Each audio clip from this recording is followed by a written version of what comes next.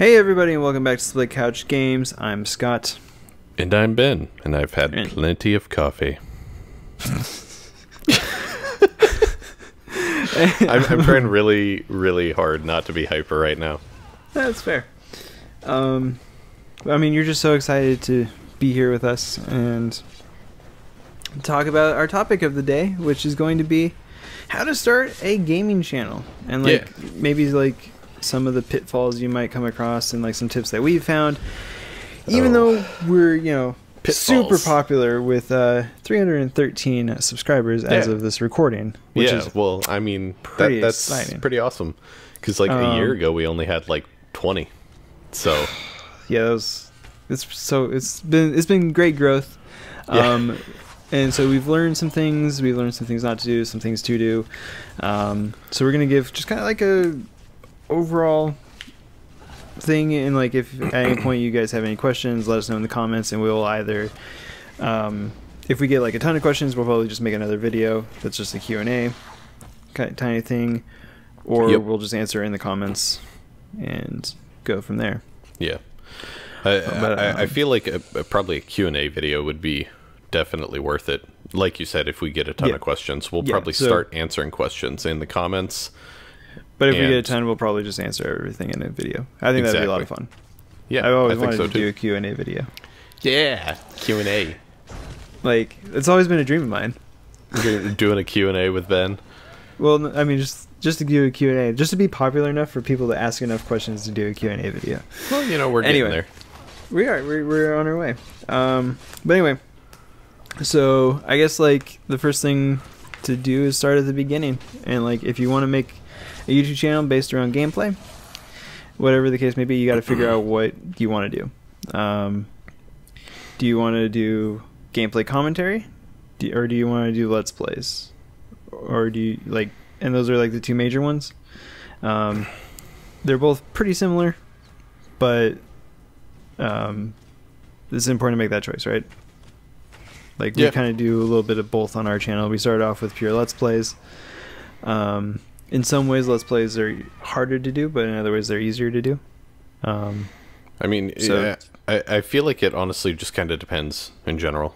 I mean, for someone like myself, probably doing more of a let's play style is easier for me, but I feel like you are better at commentary and that kind of thing.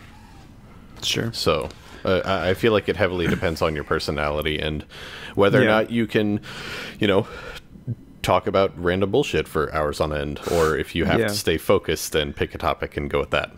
Yeah. So I think like Ben said, if you're doing a let's play, it's much more improv, and commentary is much more planned out. You might go in with an outline written down, or whatever the case may be. I usually have something there to keep me focused and stay on topic and short and concise and everything like that for when I do commentary stuff.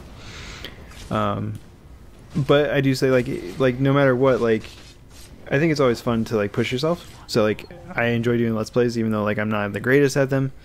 I enjoy challenging myself and putting myself out there, and I've learned a lot doing it that way. Yeah. And honestly, it does kind of, I think, depend on the type of game that you're playing. Doing a let's play on, a game that's more of a sole single player experience, Prey or Doom or something like that. I feel like a let's play format would probably be a little bit better there. But something that, although maybe still single player, but something that's a little more open, like a Skyrim or an MMO or something, may cater a little bit better towards a commentary style, just simply because you are trying to have kind of a conversation and interact with your audience a little more, rather than being this is the game, this is my experience. So I mean, that's pretty much that. We don't need to spend too much time on that. Just do what you guys want to do. But think about the advantages and disadvantages of both. But after that, you guys are going to have to be able to capture gameplay, whether that's you're playing PC games or a console game or even mobile games. Mobile games, I think, are getting easier to capture footage from. Yeah. I don't know how to do that off the top of my head. I think there's now screen recorders on the iPhones and Androids. So yes. So that's an option, but I don't know anything about that, so I'm not going to talk too much about that. If you know something I don't know, you can throw that in there. Yeah.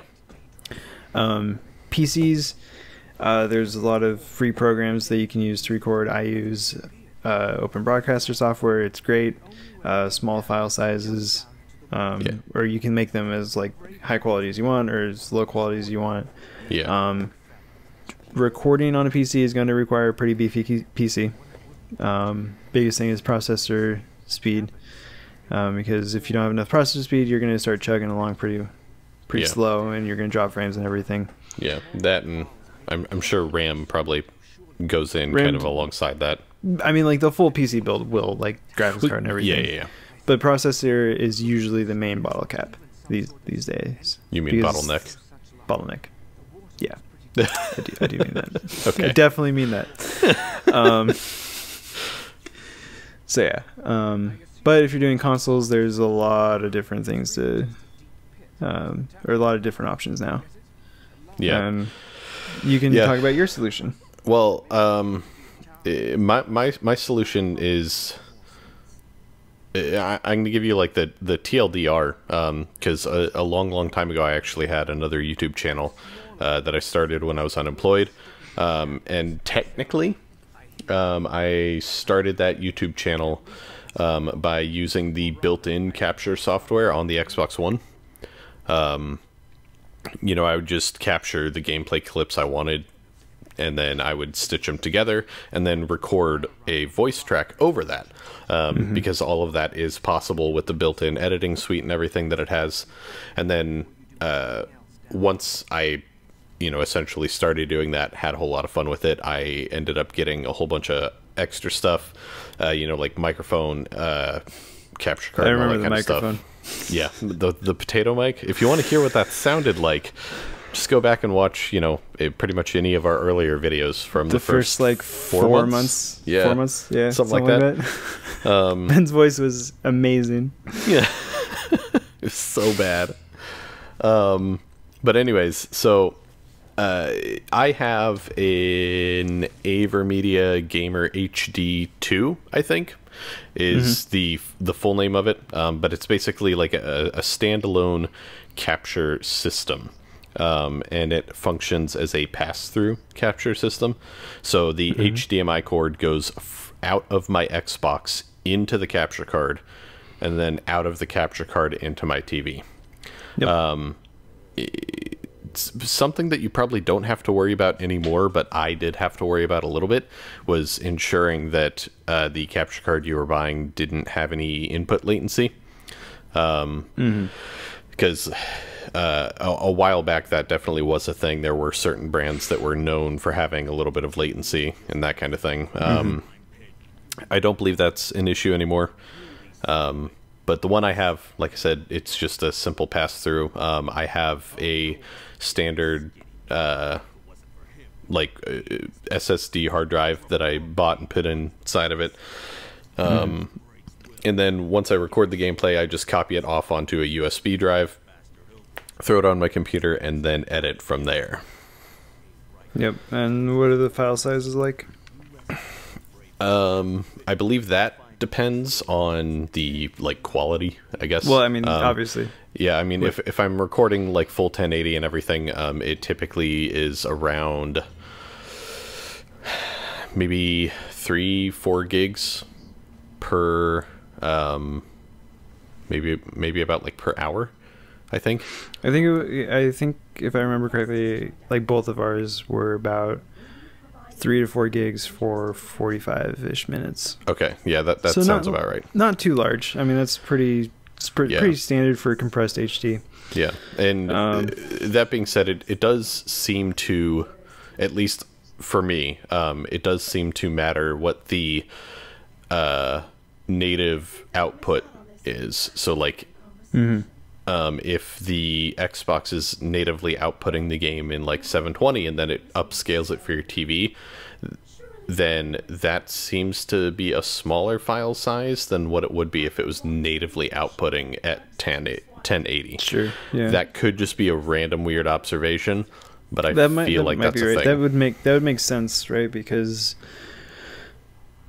maybe, I don't know. Maybe that doesn't make sense. I don't know. Makes sense to me. Yeah. So we're gonna go with it. Okay.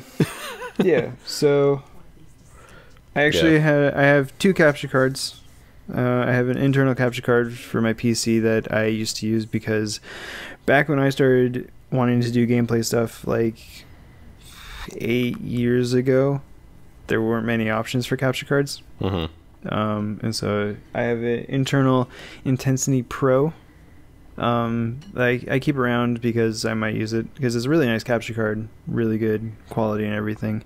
Yeah. But it's a bit more of a hassle than the Elgato Game Capture HD, which is the older Elgato. They've since come out with the Elgato HD 60, which can record at 60 frames a second if that's something that you want to do. Which those capture cards are really nice. They're inexpensive as far as capture cards go. I think like the HD 60s are like $160 now. Yeah. So as far as capture cards go, I think they're the cheapest, and I know that Achievement Hunter uses them. So they're. I mean, maybe. I don't know. I haven't checked AverMedia stuff in a while because part of what I always enjoyed about AverMedia was that they had a wide range of products. Yeah. They even had like an AverMedia Go or something. It was essentially like this compact thing that was again just like a pass-through device with built-in storage, and it was only like $50. So yeah, I mean there's gonna be different features and everything. The important thing is, let me just finish my setup. The way the Elgato works is it's also a pass-through device, but it has to hook up to a PC. Which with the way my setup works, that's totally fine. It can also hook up to a Mac if you have a Mac. And the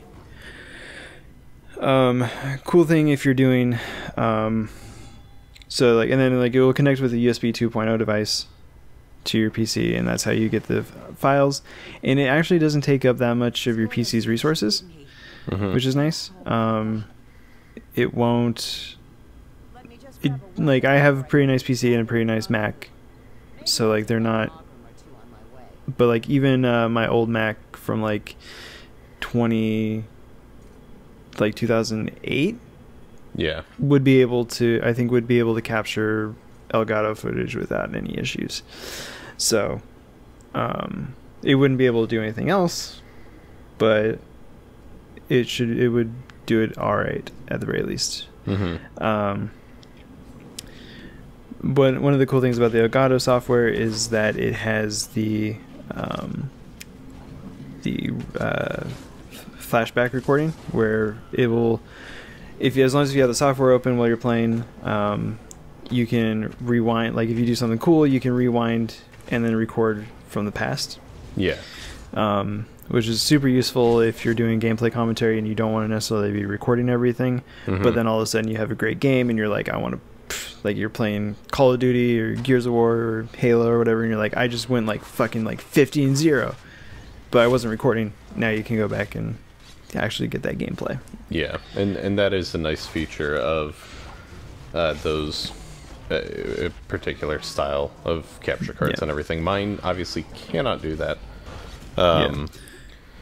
which has been unfortunate at times, but I think the biggest thing, so the most important thing for me is you want to make sure that you can capture 1080 at this day and age. That's, I think, a requirement.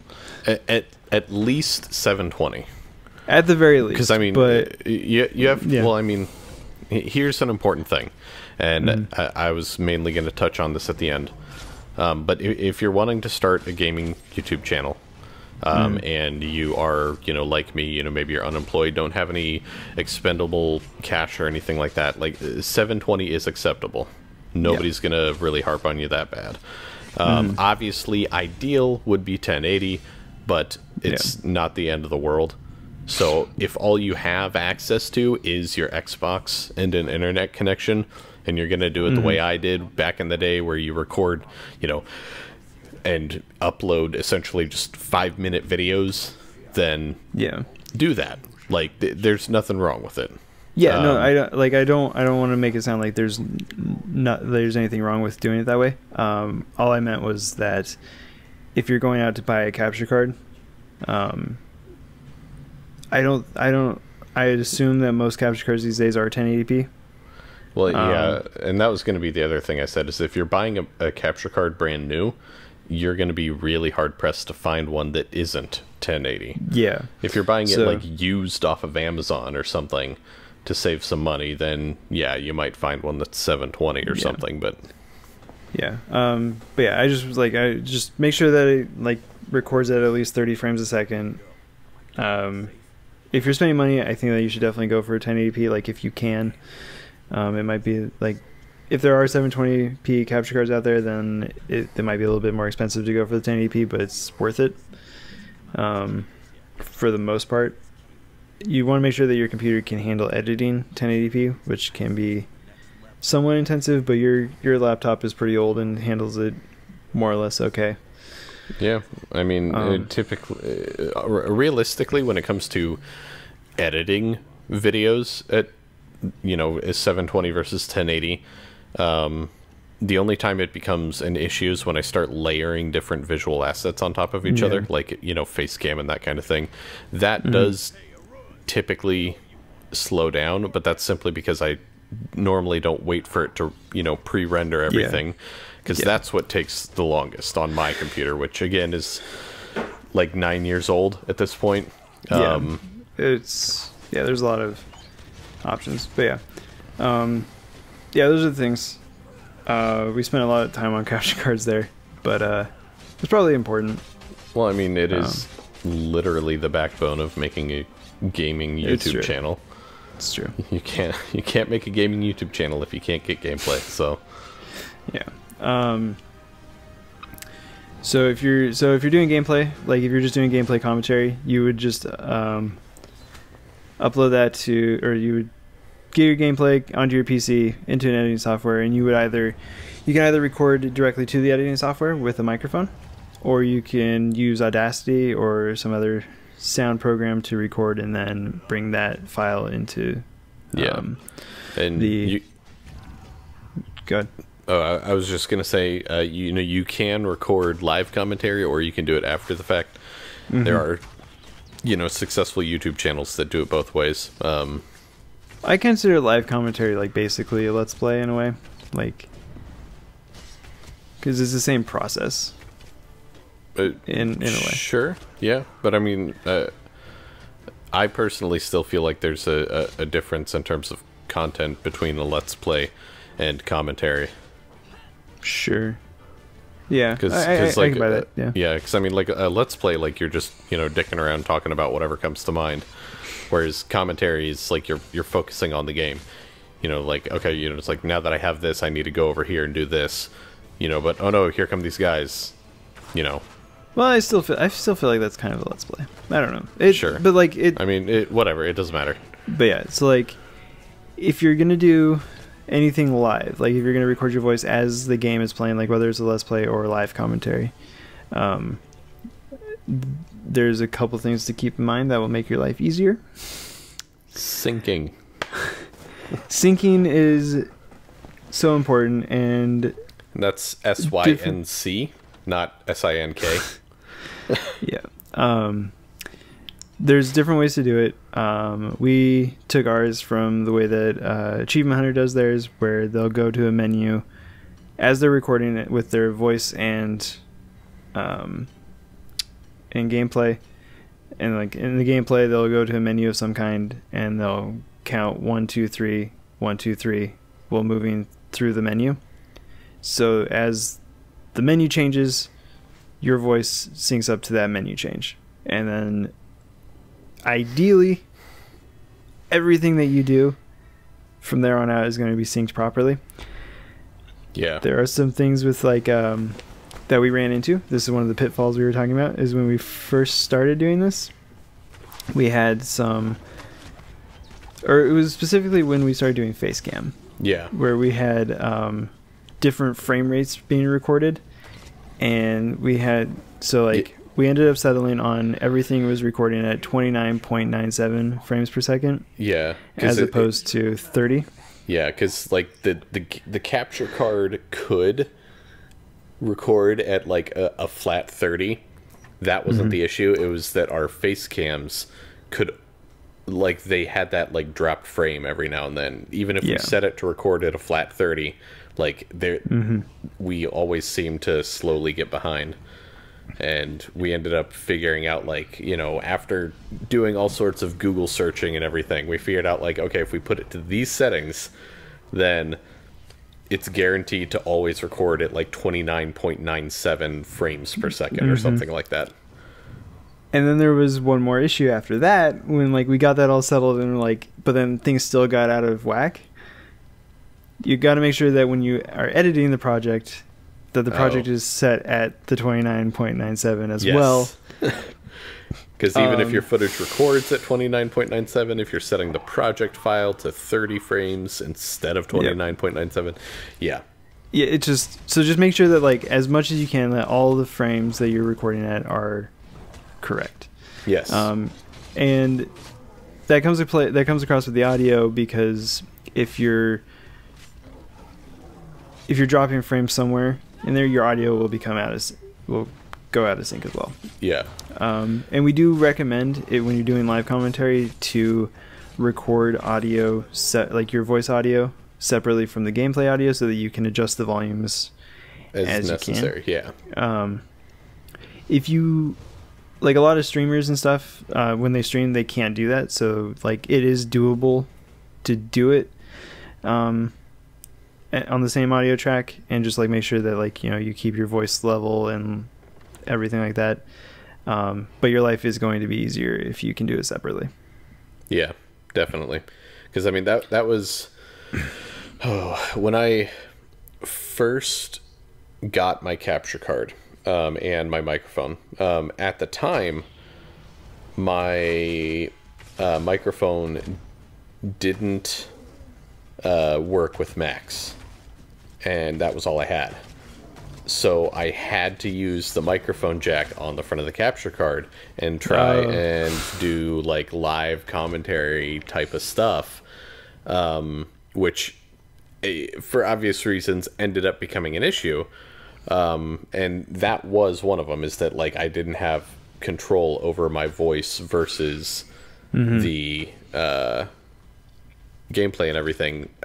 Fortunately for me, it was shortly after I got all of my, you know, capture card and everything that I ended up getting a job again, and then I was too busy, so I didn't, that channel pretty much. So that does actually remind me. Obscurity. You reminded me of something. Make sure that everything that you're working with is compatible with each other. Whether that's like what file type you're recording in. Like if you're using OBS, you can set it to be Flash, MOV, MP4, etc. Yeah. Make sure that whatever you're recording in is compatible with your editing device. Every piece of hardware that you buy, like a capture card, is compatible with your operating system. Yes.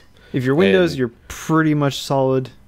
If you're Mac, you're usually pretty solid. Yeah. If you're Linux, you're fucked.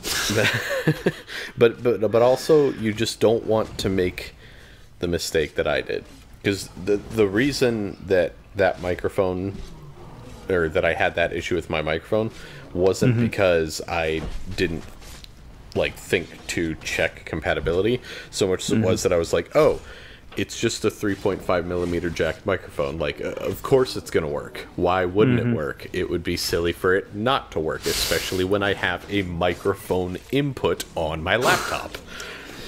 Yeah, but it didn't work. So yeah, I mean, like you said, you definitely have to check that stuff. Don't make any assumptions. Even if it's a USB microphone, don't make an assumption. Like, you know, check it and triple check it. Like, if it doesn't say it on the official website for some reason, find at least like 5 or 6 different people that say yes, it works.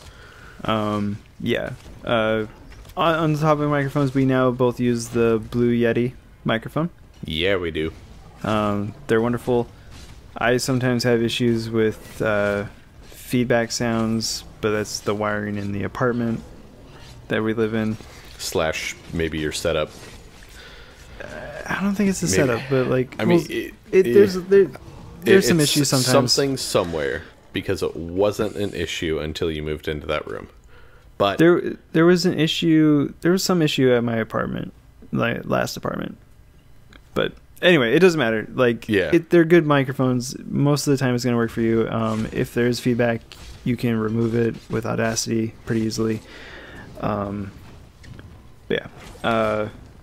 Okay, so you have all that editing.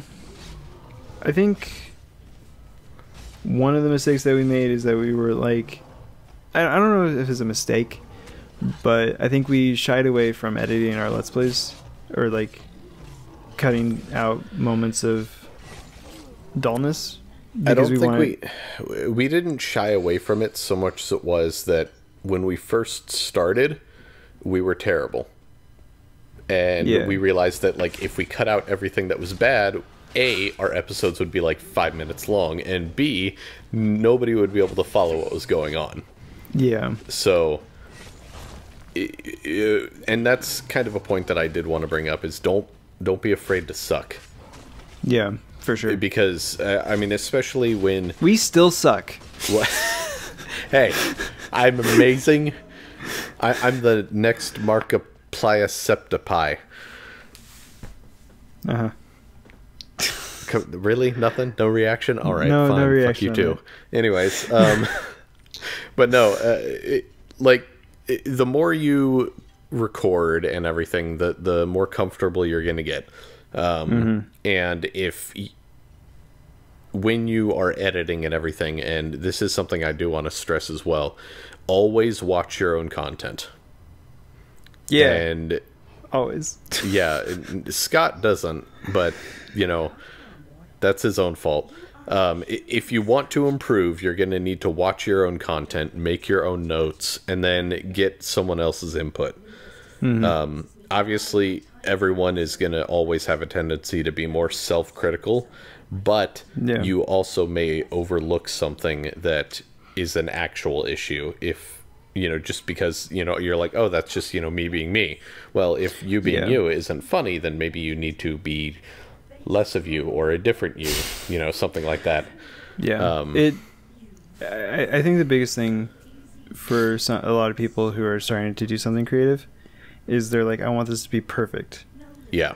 But then they keep getting settled on it being perfect, and they never release it, or they get stuck on that. Yeah. And honestly, don't do, like, put it out. Like, make something and put it out. Yeah, just have fun. That's the entire that's the biggest thing, I think, is just have fun. Yeah. Like, your videos don't need to be like the best quality. You know, your audio may not be all that great and everything, but as long as you are having fun, then that is all that really matters. Because if you're still having fun, then the rest of it's going to come later. You know, whether it's through feedback from your family and friends, or feedback from people that are watching your videos or something. Like, you will be able to grow and everything. But if you're not having fun, then that's going to show. And, you know, that's also why you don't want to pigeonhole yourself. Like, you know, we've gained a lot of subscribers from Skyrim and that kind of stuff. And although I do love the game and I do love modding and everything, I'm trying not to only put out those types of videos, because I don't want to be doing Skyrim videos for the next 10 years, you know? Yeah. So. And I mean, it's just have fun.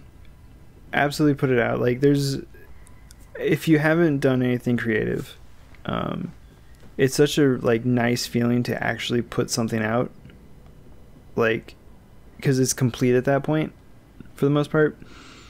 There's nothing worse than, like, working on something for, you know, months and months and months, and then you're like, it's just not ready to go out. Just put something out there and then learn from it and move on, make your next video better. But my mic. Yeah. Is that how you feel? Yeah. You want to tell everybody about the Overwatch video? Okay, so the Overwatch. It's still on my computer. And it's been what, 10 months now? At least. So, and it's like I feel like the lesson that we can all gather from this is that do as Scott says, not as he does. That's the only video that I haven't and it's yeah. I mean, I absolutely I'm in that trap where I'm I want it to be, because I had such a great idea for it and everything but I wasn't able to execute it with who I was at the time. I'm continuing to think about it, and I just want to get it done and put it out, but I can't because I'm so tied to that idea of perfection. And this is exactly why you just do it and put it out. Yep. Even if it's not perfect. And yep. I guess at some point I will have to put that out to prove a point. Yeah. Yeah. I mean, but I also have to get inspired to work on it again. Sure. So that'll come out soon. Soon, TM. 5 years later, still not out. Game isn't even live anymore. Should probably if we put get that out. 500 subscribers. Yeah, sure. Why not? If we get 500 subscribers. No, 500 subscribers is a charity live stream. Yeah, but we can also make it the 500 subscribers, and Scott has a month to finish that video. No, I'll do one better. Let's say, because in the last month and a half we gained 100 subscribers. We went from 200 to 313. Yeah. If we can get to 400 by the end of August, or by the beginning of August. No, by the end of August. I was gonna say, really? You're gonna give him a fucking week and a half? Dick move. By my birthday, I will get the video out within a month. No, yeah. By the end of August, if we hit 400 subscribers, I will put out the Overwatch video. All right, so within a month. Then this begs the question: are you going to add in the characters that have come out since then? I don't know. I might have to completely. I can't re-record everything because everything was so pure. I mean, you can always just put some sort of timestamp. Just be like, this was recorded, fucking 8 months ago, shortly after the game came out, or something like that. During competitive season 1. I might. We'll see. We'll see what kind of subscriber count we have. We'll see how it goes. All right. Depending on how much Scott's gonna have that video out before the end of September. Because I have faith that we're gonna hit that. And if not, Ben's going to start making fake accounts and subscriing. Yeah. And I mean, he's wanted to see that video ever since I talked about it. Yeah. Wait, what we need to have happen is that anybody who's actually still listening to the podcast at this point, share this video on all of your social media and tell your friends to subscribe if they enjoy our content. Because I want to see this thing. I want to see Scott actually finally finish it. And the day that we hit 400 subs will be the start of his 1 month. And honestly, by the time that happens, he'll have to cover not only Sombra and Ana and what is her name? Why can't I remember it? The what? The tank. The robot anchor tank. Orisa, that's it. But he'll also have to cover Doomfist. So, because Doomfist comes out next week. So, in 5 days. Yeah. So yeah. Anyways, fuck. All right. That's this. I do. Shoot, we spent a lot of time on the actual setup stuff. We didn't really talk about like copyright and dealing with that. We can talk about that next time. Yeah. So yeah, is there anything else? Let's see. I'm sure we probably forgot something important, and someone's going to ask us, and we'll answer them. Yeah. Whether it's via Q&A video or in the comments. All right, let's rattle off just a couple of things before we end. Choose a unique name. Just whenever you come up with a name for your channel, Google it to make sure that no one else has anything too similar. Don't just Google it. You're going to want to check all the media platforms that you could possibly want to interact with, whether it's Twitch, YouTube, Facebook, Twitter, all that kind of stuff. Yeah, Snapchat, Instagram. Yeah, those don't matter too much, I think.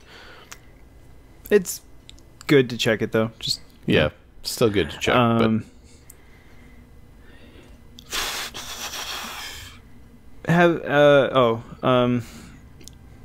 this is something that we struggle with for a long time. Try and like find like your unique voice, and like why people would want to click on your stuff.